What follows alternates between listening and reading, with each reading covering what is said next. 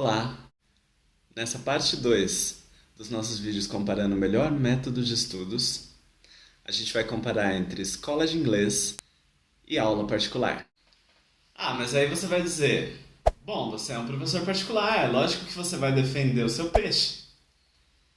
E por isso, para preservar a imparcialidade do The English Room, é que eu convidei para vir aqui hoje uma professora de escola particular, ela que também tem um canal no YouTube ensinando as pessoas a seguirem a carreira de aeromoça, a Lua.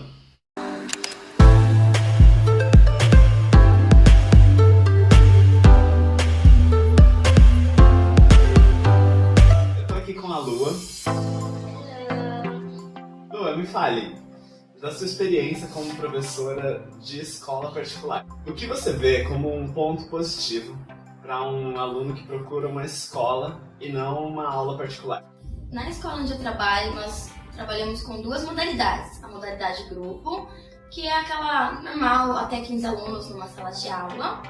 E nós também temos a modalidade multilevel, né? Então, numa mesma sala de aula, nós temos alunos de níveis diferentes.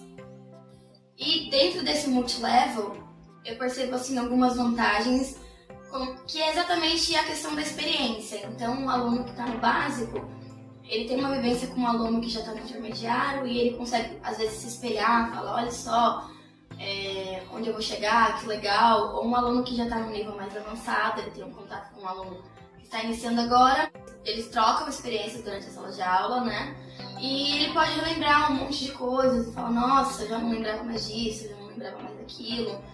E eu acredito que dentro de uma sala de aula, grupo mesmo, nós temos um multilevel, né? Porque é impossível você ter 5 pessoas que estão exatamente no mesmo nível de inglês. A gente vê o inglês como só básico, intermediário e avançado, e não é bem assim. E o que você vê como desvantagem de uma escola de inglês em relação a uma aula particular? Vai ser até meio paradoxal assim, mas eu acredito que essa questão realmente do multilevel de um grupo também entra na parte das desvantagens.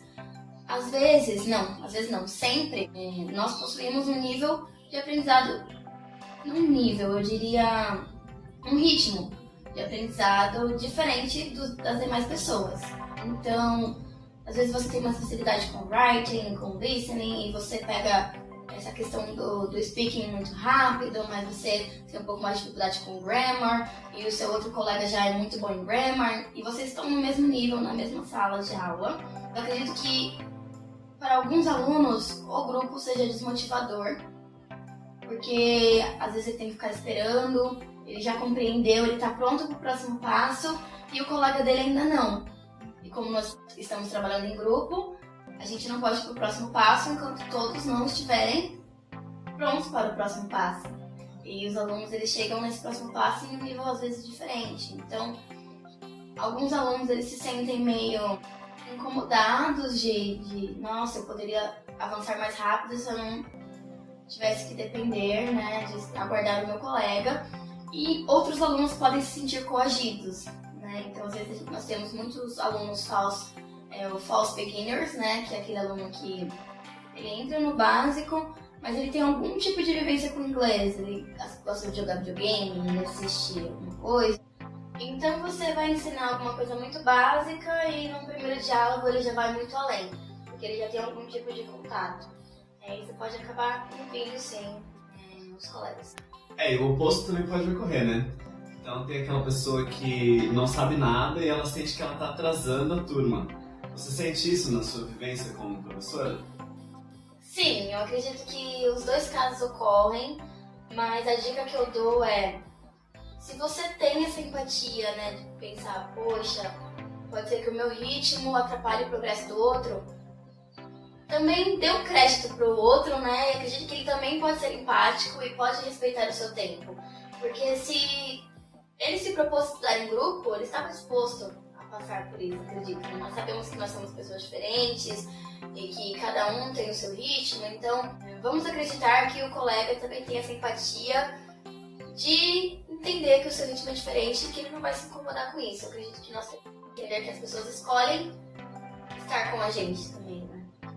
Bom, agora quando a questão é aula particular, disso eu entendo. O que eu posso dizer para você sobre pontos positivos de aula particular, ao meu ver, são flexibilidade, a capacidade da aula se adaptar ao aluno e também aquela questão de que o aluno pode ter um aprendizado um pouco mais rápido, visto que o professor pode conseguir com que ele sofra uma imersão maior no dia a dia dele no inglês. O que você vê em relação a aulas particulares? Você já deu aula particular alguma vez? Já dei sim, 2 vezes. Mas eram alunos assim muito próximos, meu irmão, uma amiga, então eu nunca peguei alguém que eu não conhecesse assim e fosse dar aula. O que você considera que foram os pontos positivos e os pontos negativos da aula particular? Eu acredito que a minha aluna ela se sentia mais à vontade para cometer erros. Assim.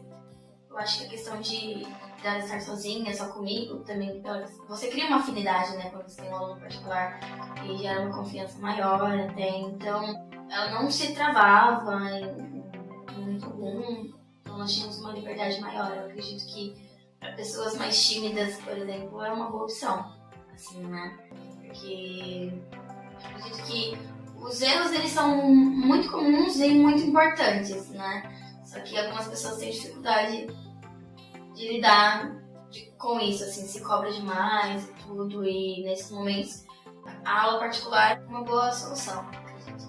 E as desvantagens desse método? Tem muitas coisas que é legal de praticar em grupo, diálogos, conversações, ou até mesmo games. Eu gosto muito de speaking games, e às vezes se você tem uma pessoa só, você acaba tendo que ser a dupla do seu aluno, sabe? E eu acho que isso algumas vezes não é tão legal, porque você já sabe, e aí você não vai construir alguma coisa junto com ele ali. Eu acho que quando tem 2 alunos aprendendo, eles constroem juntos, né? Você propõe um exercício e eles constroem juntos aquilo que você propôs. E quando é um aluno só, você acaba sendo o partner dele em todos os momentos em que ele precisa de um partner, né? Quando a gente fala de aula particular, nós pensamos muito em aluno e professor. E pode ser de outra maneira também. Você pode ter 2 alunos, né, numa turminha, que já é muito diferente de um grupo de 7, 8 e 10 alunos numa escola de inglês. Eu, por exemplo, estudo francês com um professor particular, mas nós somos uma turminha de 4 pessoas. Não é numa escola, mas também eu não estudo sozinha. Eu concordo com você. Eu acredito que quando você faz a aula em grupo, você dribla uma das limitações da aula particular, que é a falta de pessoas para interagir. E você ainda tem aquela questão de que você pode conversar com as pessoas fora da aula. Então, você tem muita oportunidade para praticar. A outra coisa é a questão do método. Eu vejo que a aula particular, ela pode, se não for dada por um professor experiente, pecar na questão do método e ficar uma aula que perde muito para as escolas. Então, prestem bastante atenção na hora de escolher um professor de inglês. Se o seu objetivo é fluência, busque um professor que dê aulas em inglês e aí você vai conseguir contornar esses problemas. Bom, agora vamos à conclusão. A gente quer saber qual o melhor método, né? É intercâmbio, aprender sozinho, escola de inglês ou aula particular? Você tem algum palpite? Eu acredito que depende da pessoa, assim. Eu acredito que não tem uma receitinha aí padrão, né? Você vai aprender inglês mais fácil dessa maneira, porque o que é verdadeiro pra mim não é verdadeiro pra você. Então, eu acredito que não custa nada experimentar, né? Muito bom! Era exatamente isso. Como vocês viram ao longo dos vídeos, cada pessoa vai encontrar o seu próprio método, a forma que for melhor para ela, de acordo com quanto quer gastar, quanto tempo tem disponível para aprender e também com a personalidade, quanto você é disciplinado, o quanto você é capaz de fazer aquilo por você mesmo, o quanto você gosta de socializar. Então, o método certo vai ser aquele método que melhor se adapta a você. Exatamente. Obrigado, Lua, por ter vindo aqui. Eu que agradeço. Pessoal, assinem o canal dela, é um canal muito legal, com dicas tanto para quem quer ser aeromoça, quanto para quem vai viajar. Então, é isso mesmo. Nós temos algumas dicas para quem quer se tornar um comissário de voo aqui no Brasil, né? Uma aeromoça. Também temos dicas de idioma, então, tanto do inglês como de outros também, né? Além do inglês, eu falo Libras, estou aprendendo francês também, então tem bastante coisa legal. E é isso. Bom, gente, eu vou deixar o link do canal dela aqui na descrição dos vídeos. Também aproveita e já se inscreve aqui no The English Room, que em breve vocês terão muito mais dicas, ok? Até mais! É isso aí. Tchau, tchau. Tchau.